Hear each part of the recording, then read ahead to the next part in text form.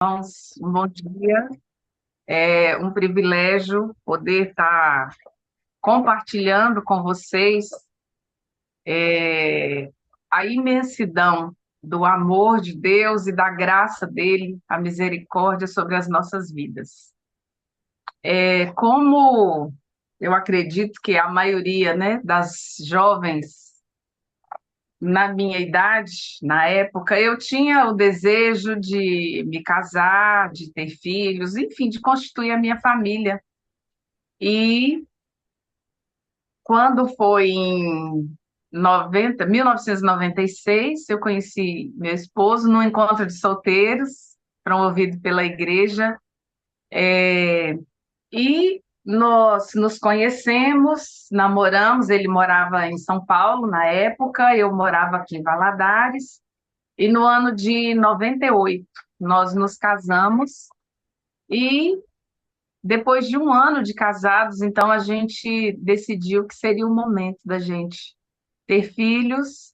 Quando, aí mais ou menos um ano depois disso, eu engravidei, mas passei por uma experiência desagradável de aborto. Antes disso, eu tive problemas com miomas, precisei fazer uma cirurgia e tal, de modo que a possibilidade de gravidez ficou meio mais complicada na minha vida. Isso aí é uma outra intervenção divina na nossa vida. Mas depois de quase 2 anos que eu havia passado por essa experiência de aborto, eu engravidei novamente e eu tinha me preparado psicologicamente para ter uma gravidez mais complicada, mas graças a Deus eu tive uma gravidez muito tranquila. E eu não podia ter parto normal, então meu parto estava marcado para o dia 9 de setembro de 2002. E então, assim, a gente naquele momento, né, gostoso de fazer enxoval, de organizar o quarto. Meu esposo trabalhava como professor, né, numa escola técnica de informática aqui em Valadares, porque depois que a gente casou, nós ficamos morando em Valadares.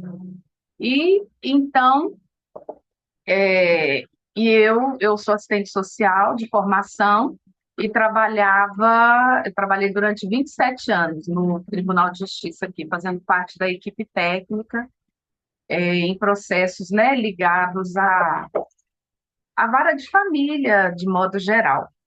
Então, e eu estava tudo bem na gravidez e as coisas correndo tranquilamente, a gente muito feliz. E quando foi uma noite, dia 17 de agosto, meu esposo me ligou. Eu estava dirigindo já muito pouco, eu estava faltava menos de 30 dias para o nosso filho nascer. Aí ele me ligou e falou assim: eu tô sentindo um pouco de mal-estar, me deu uma dor de cabeça. Ele estava na escola. Aí eu só tô te ligando para avisar que eu vou chegar mais cedo. Aí eu falei: você quer que vai te buscar? Ele falou: não, tem um aluno que passa, né, por aí, por onde, para ir para casa dele, ele passa por aí, por onde a gente mora. E aí ele disse que vai me dar uma carona. Então eu estou encerrando aqui só para te avisar. Aí, ok. Aí eu falei: bom, já que ele vai chegar mais cedo, eu vou organizar aqui para ele jantar. E estava na cozinha, ele chegou e aí reclamando de dor de cabeça, eu servi o prato para ele e ele demorou a chegar na cozinha. Quando eu fui no quarto, ele estava lá no banheiro com muito vômito e tal, e reclamando de dor de cabeça. Aí eu falei se ele queria ir no pronto atendimento. Ele falou: não, eu tô querendo deitar, eu preciso deitar. E aí ele deitou e mas dormiu assim, um sono inquieto, né, meio agitado. E no outro dia ele falou: não, hoje eu vou no pronto atendimento. E eu liguei para médica, uma clínica geral, que era nossa médica, ela nos atendia. E então A secretária dela depois me deu o retorno. Eu estava pedindo um encaixe para ele, passar para ela fazer uma avaliação. E então a secretária dela ligou dizendo assim: Olha, a doutora falou que que com dor de cabeça não se brinca, então é melhor vocês procurarem um neurologista e passou o nome com o telefone de dois neurologistas que a gente devia procurar. Aí eu liguei, agendei, e nisso, meu marido, né, o Oswaldo é o nome dele, aí nisso o Oswaldo tinha ido ao pronto atendimento, e quando chegou lá, o clínico que estava de plantão atendeu, avaliou, e aí falou com ele: Olha, você está com sintomas de estresse, muito estresse. Então, vamos fazer o seguinte: eu vou te dar um atestado hoje, você vai ficar em casa, você não vai ficar resolvendo nada, vai para casa, vai descansar, vai se alimentar, se hidratar e vai tomar esse remédio que eu estou te passando. Possivelmente amanhã você vai estar melhor. Aí deu as orientações, ele foi para casa e a médica falou né, passou essa orientação. Eu liguei então para um dos neurologistas, consegui marcar para a semana seguinte para ele ir no neurologista. Aí, quando foi na sexta-feira, se eu não me engano, a, a secretária do médico, do neurologista que eu havia conseguido, ligou e falou assim: Olha, teve uma desistência aqui, será que seu Oswaldo vai querer vir? Eu nem falei nada com ele. Falei, vai sim. E aí liguei para ele e falei, né, que tinha tido essa desistência. E então ele foi, deu algumas aulas e de lá mesmo ele foi para o neurologista. Aí quando chegou lá, esse neurologista examinou, fez, né, as avaliações todas e tal, e falou com ele: Olha, Oswaldo, eu concordo com o que o clínico falou. Realmente, pelo que eu estou percebendo, né, pelos exames que eu estou fazendo aqui com você, a avaliação clínica, tudo está indicando que é estresse mesmo. Falou, mas ele ainda riu e brincou e falou assim: Mas como nós estamos no século XXI, eu vou te pedir uma tomografia por desencargo de consciência. E marcou, então nós marcamos a tomografia, o Oswaldo fez, e ele falou: Não precisa preocupar, porque a clínica que você está fazendo, a tomografia, ela entrega o resultado aqui no meu consultório. Aí ele falou, que, né, explicou que tinha marcado a quinta-feira, ele falou: Mantém essa quinta-feira lá, porque aí você vem na quinta-feira. E aí o Oswaldo foi, fez o exame e a clínica encaminhou. Aí, novamente, a secretária do médico ligou e falou assim: Olha, o resultado do seu Oswaldo chegou. Aí, como já está aqui, então, se tiver como ele vir hoje, não precisa esperar a quinta-feira. Aí, o Oswaldo foi, quando chegou lá, o médico falou com ele: falou assim, Olha, eu estou surpreso porque você está com um tumor na cabeça e você não tem, assim, sintomas, né? Era para você estar tendo problemas no equilíbrio, era para você estar tendo problemas de visão por causa da localização desse tumor na sua cabeça. E ele falou, e é um caso cirúrgico, não tem outra forma. Nós vamos abrir para ver exatamente, parece que é um líquido no cérebro, talvez você já tenha nascido com isso e venha aumentando, não dá para saber. A gente vai saber melhor quando abrir. E isso foi no dia 17 de agosto.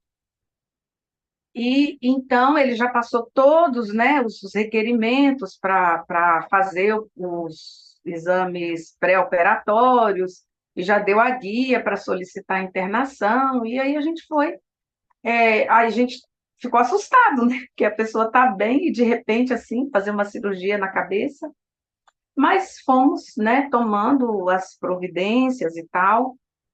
Aí eu liguei para o meu ginecologista, expliquei para ele a situação. Ele falou: Não, você está bem, o bebê está bem, e qualquer coisa que você sentir, que você perceber de alteração, você me liga imediatamente. Aí ele falou: Você já tem o telefone, né, do consultório, e eu vou deixar com você o meu celular, porque qualquer coisa você me liga, independente do horário, você me liga e me aciona pelo celular.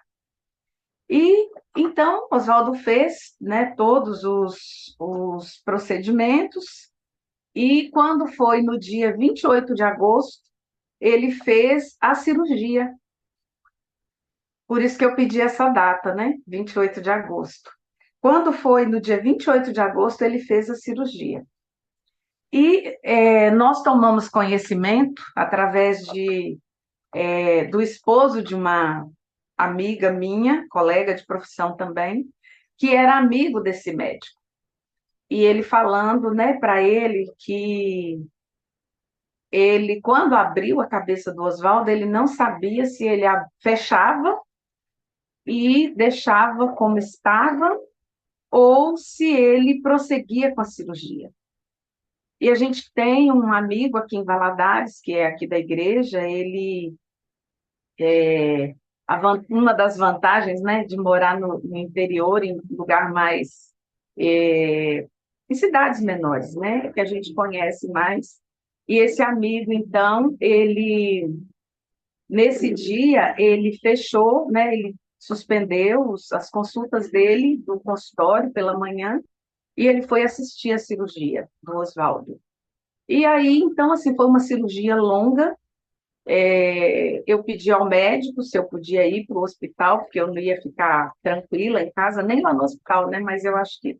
E aí ele me deu as orientações, né, para que eu pudesse ficar lá.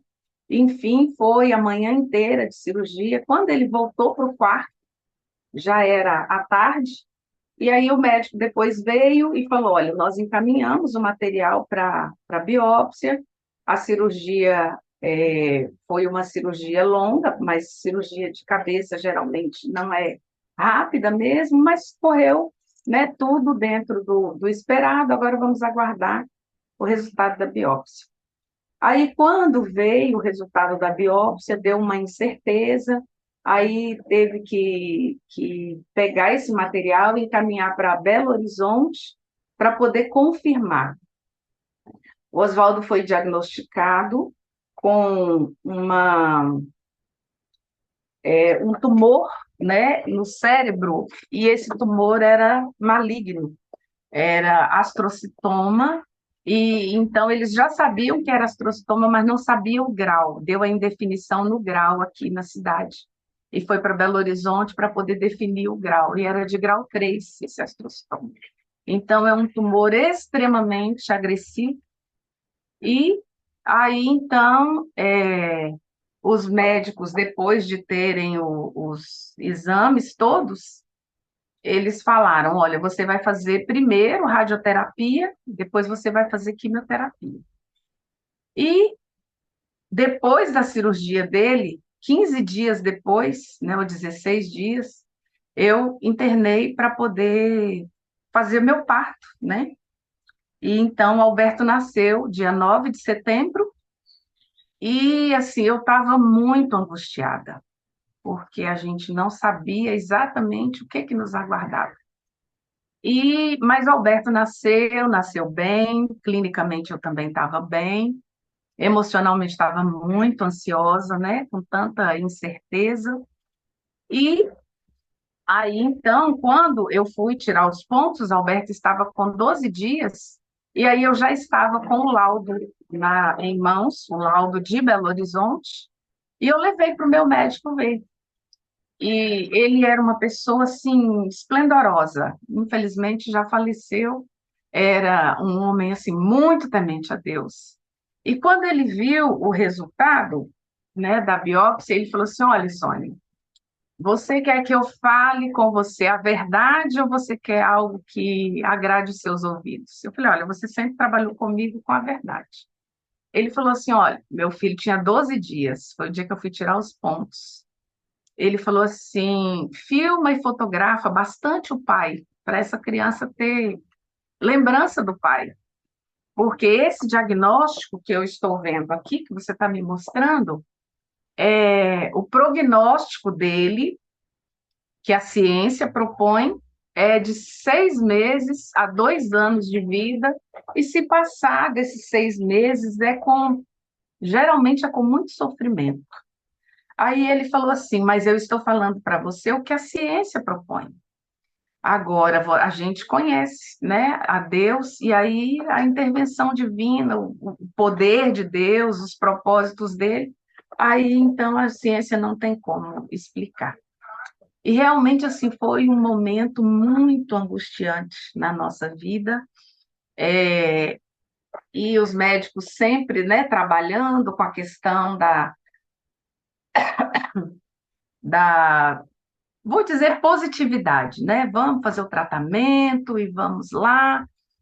Então, começamos o processo, né? Eu tinha que acompanhá-lo para poder levá-lo para as sessões de quimioterapia, mas antes disso ele já tinha passado pela radioterapia, e os médicos foram orientando a gente no que a gente deveria, como a gente deveria agir para que ele tivesse as respostas, para que ele pudesse ser acompanhado é, em função da memória mesmo, em função da visão, em função do equilíbrio, porque mexeu muito com a questão, né, do equilíbrio dele.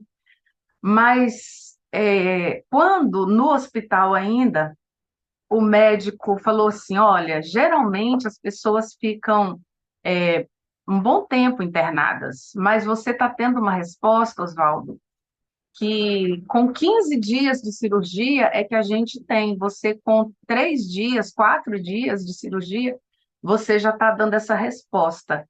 Então, nós vamos te liberar para casa e vamos continuar te acompanhando. E qualquer coisa você corre para a gente. E assim foi. O Oswaldo fez toda a quimioterapia. Aí, aliás, desculpa, fez toda a radioterapia, primeiramente. Depois ele fez mais a quimioterapia, aí a quimioterapia é que eu tive que acompanhá-lo, né, nesse processo, e foram decisões assim muito complexas para a gente tomar, porque quem já passou, já conviveu com alguém que fez o tratamento de câncer, a documentação que você tem que assinar, ela realmente assim, ela mexe com a gente, porque você assina um termo que você tem consciência de que qualquer um daqueles procedimentos você pode ter uma reação que te leva a óbito, né? E eles realmente explicaram tudo, tudo, tudo detalhadamente, demoradamente para nós. E aí ele foi submetido a essa quimioterapia e depois, né, da quimioterapia, da radioterapia, ele ficou com algumas sequelas. É, os médicos, quando tinha 8 meses de cirurgia, os médicos no INSS decidiram aposentá-lo e então ele ficou com algumas limitações, mas eu quero que vocês agora conheçam o Oswaldo 22 anos depois desses episódios que eu estou descrevendo para vocês. Vem cá, Maria.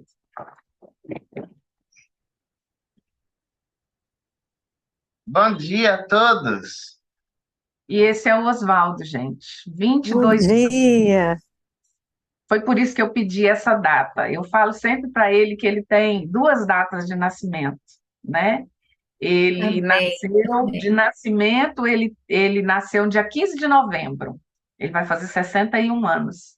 Ele tinha 39 anos quando ele foi diagnosticado, né, com esse tumor, astrocitoma. E até hoje ele faz ainda acompanhamento, né? Para a medicina, são 5 anos para a pessoa ser considerada curada, né? Mas em função de ter sido no cérebro, a localização, a nível preventivo, os médicos optaram para que ele, inicialmente, ele era acompanhado 3 vezes no ano, ele tinha que fazer todos os exames, depois passou para 6 meses e agora anualmente. Então, a cada ano, ele faz toda uma bateria, né, de exames, e quando ele, em função, né, das limitações que os comprometimentos que ficaram, às vezes ele precisa de outras avaliações, ele é acompanhado por vários profissionais, mas em função dessas, né, alguma situação que aparece e ele às vezes precisa de passar por outros profissionais, Aí alguém, quando vê assim, fala assim, mas astrocitoma, o senhor tem certeza? Não é errado o seu diagnóstico, não? Aí ele fala, não, é esse mesmo, astrocitoma de grau 3. E então, assim, para a honra e glória de Deus, né, o oncologista que acompanha Oswaldo, ele já apresentou o caso dele num congresso internacional de oncologia, porque realmente, assim, ele é um milagre. Ele é um milagre das mãos do Senhor, que a ciência não tem explicação, né?